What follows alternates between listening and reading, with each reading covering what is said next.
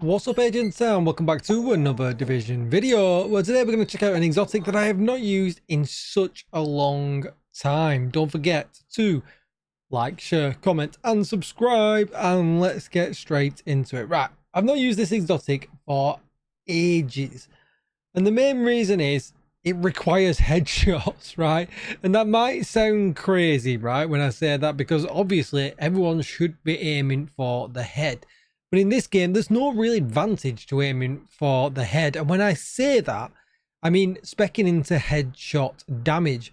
Because headshot damage is the same kind of damage as critical hit damage, 9 times out of 10, unless we're doing something very specialized like a sniper build or something else, we just spec into critical hit chance and critical hit damage. And therefore that build will then do the most damage for the least kind of fall off, if that makes sense. And when I say fall off, I mean technical ability. If headshot damage had its own multiplier and was separate than that, and it gave you an advantage in some way, you would run headshot damage everywhere and be forced to run, you know, and try even harder to hit heads, and that would work kind of great. But it doesn't, unfortunately. Determined is another topic altogether, but that then affects this gun. And as you can see here, I have equipped the Bighorn. Now, the Bighorn itself, if we take a look at it, when scoped, switches to semi-automatic fire mode. And I don't think too many people use that. Maybe every now and again in PvE, if you've got a straggler that's a bit far away, you can switch. It fires very much like an M1A. It's pretty well controlled, pretty easy to use, and you get a huge amount of damage. Headshots grant 6% headshot damage, and it'll stack up to 25 times. So you can stack a huge amount of headshot damage with this. Once at full stacks, 10 stacks decay every 4 seconds, and that's not awful either. It's pretty easy to keep these up. That's what she said, but it is. It's pretty easy to keep these up. They don't decay too fast. It's pretty fair. Until all stacks have been removed, headshots delay the decaying of stacks. So, you know, basically hit heads, keep your damage buff. Really, really simple.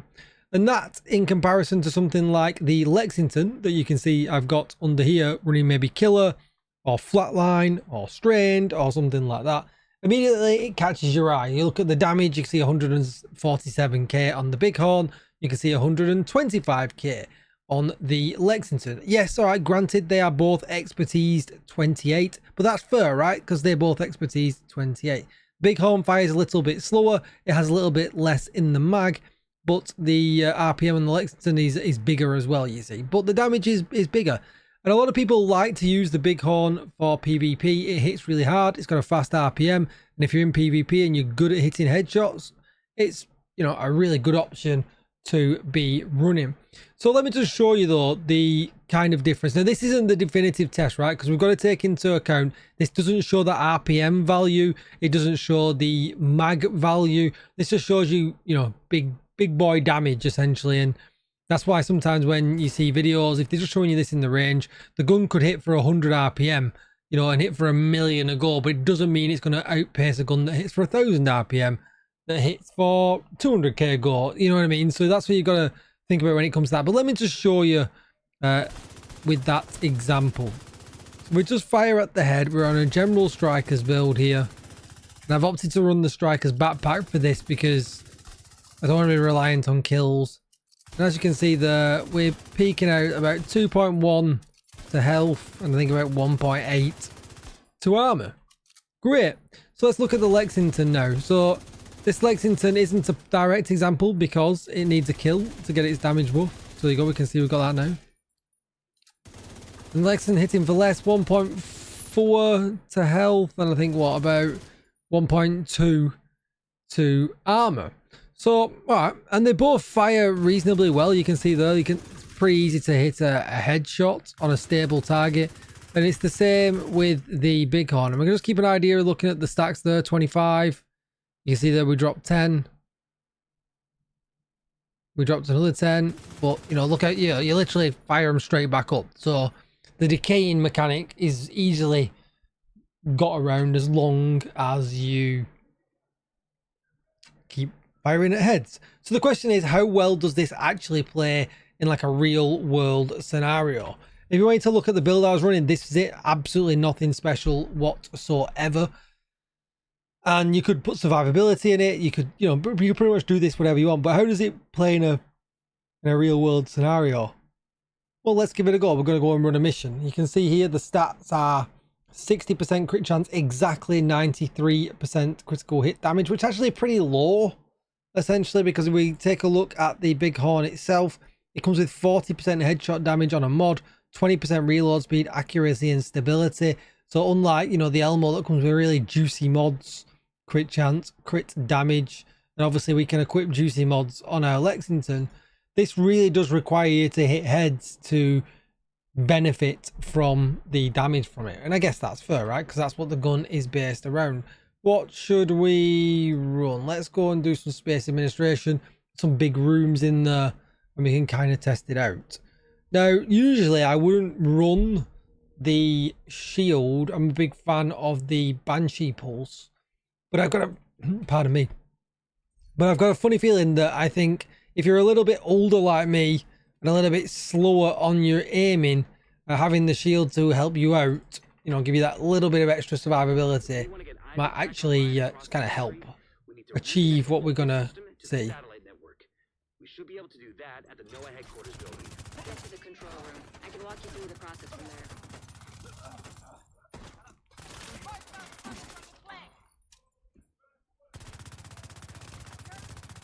I mean, maybe running Liquid Engineer would be the play, to be honest.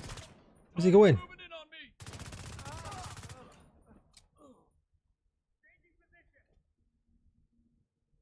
I really feel like we do need to be all red.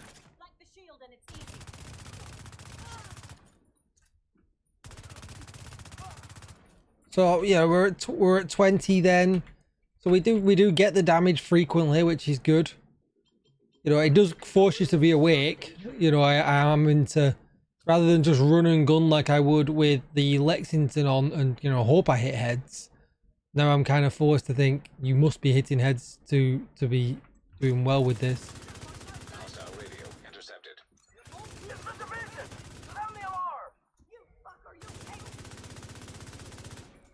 Why can't we hit? Why can't we hit through that glass? Why is the bulletproof glass in a museum?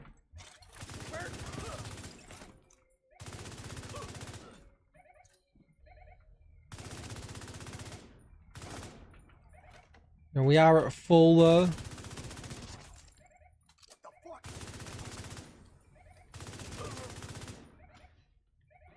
And again, we're at full again. So, keeping the borders up actually isn't too bad. Let's try this scoped mode out in this next section. I'm not a fan of the mag size, I'm not gonna lie. But we have got, things we can do, Eagle's Grasp and things. There's more things now than ever.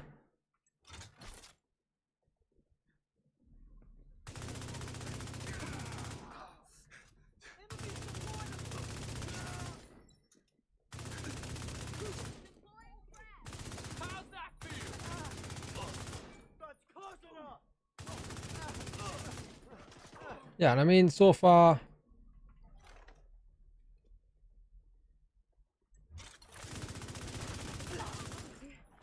yeah, I mean, it's definitely, it's heroic, right? It's definitely no issues. I kind of feel like it's just easy, right? This isn't really causing me any two issues, and I feel like I could do it with any gun at this point. I feel like I'm getting the stacks no matter what.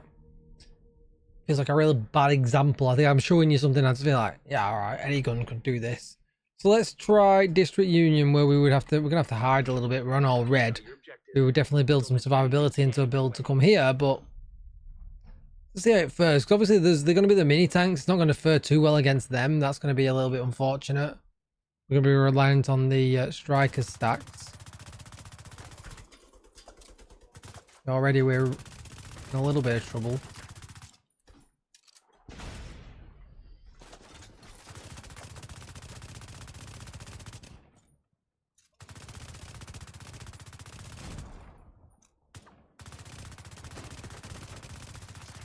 Trying to get rid of these mini tanks and then we can test. Did he repair that one?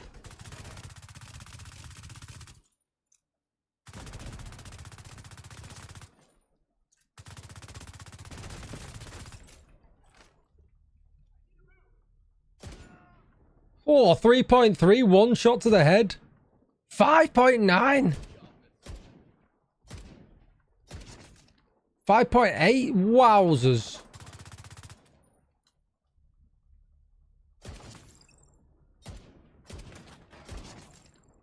I wasn't expecting the damage to be that big.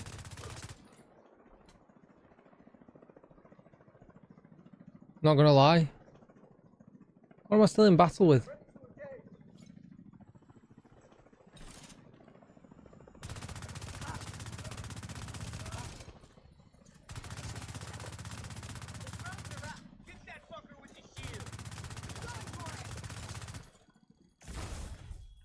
GG's.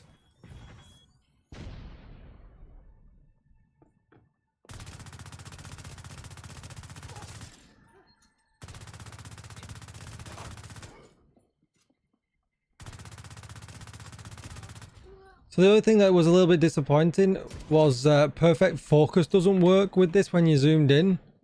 I thought they fixed it. Am I dreaming? Let me know in the comments down below. I'll show you the build in more detail in just a second. I'm probably going to die here. I feel like the magazine size isn't big enough to cope with the chungas.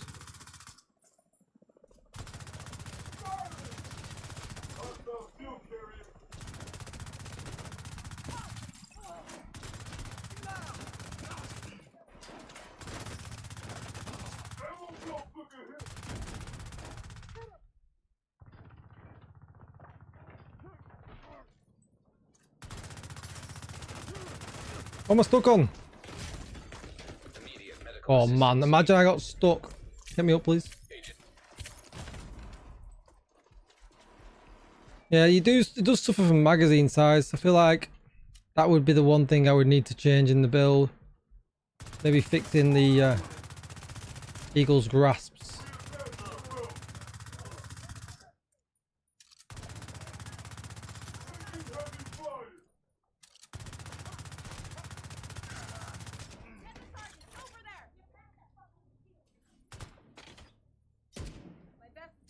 The rifle portion of it is extremely accurate, even with someone like me that's not the best at using rifles. Look how big that red dot is. It's extremely forgiving. So I mean, yeah, I mean it works great. Has it convinced me to switch to it and be a Bighorn lifer? No, it really hasn't.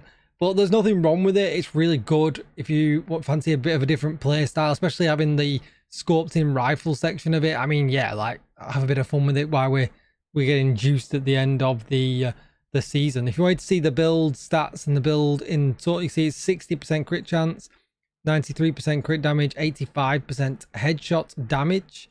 I just ran the Coyote's mask with crit chance, crit damage, crit chance in the mod slot.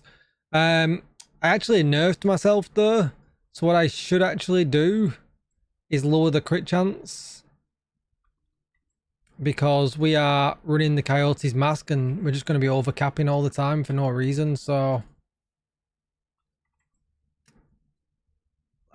54, do I drop another 6 and go to 58? Actually I probably would,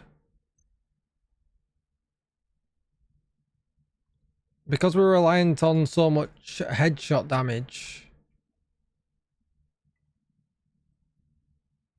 I definitely don't feel like it's worth specking in headshot damage to the build. I feel like you'll just nerf yourself. I feel like the headshot damage from the gun is enough. You know, if you go overkill on the headshot damage, it's just going to be diminishing returns. It's just not going to be worth it.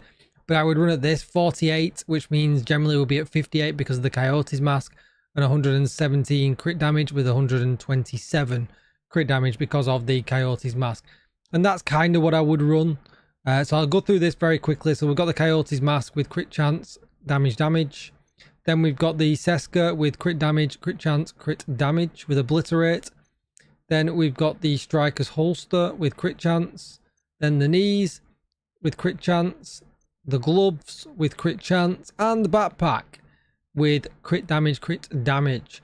Now obviously what it's worth doing is when you get to peak obliterate and Striker's stacks, flipping to the zoomed in mode is going to give you huge numbers because you're at peak weapon damage. So that's definitely going to be worth it.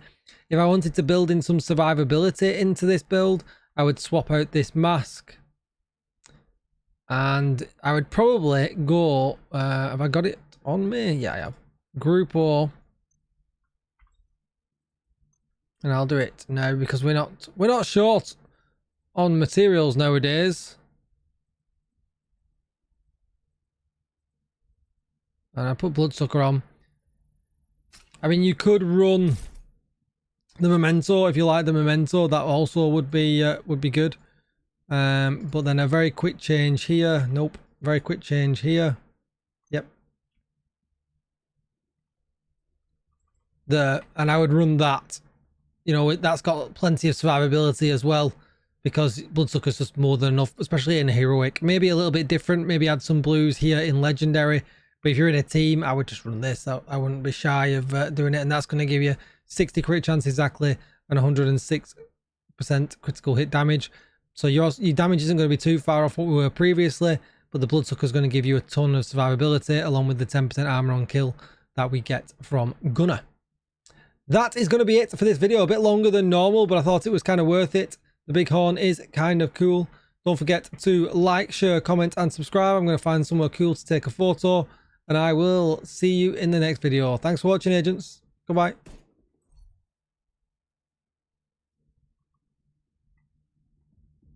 With the right gun.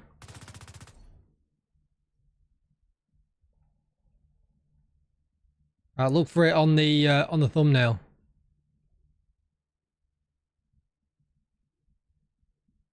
There we go.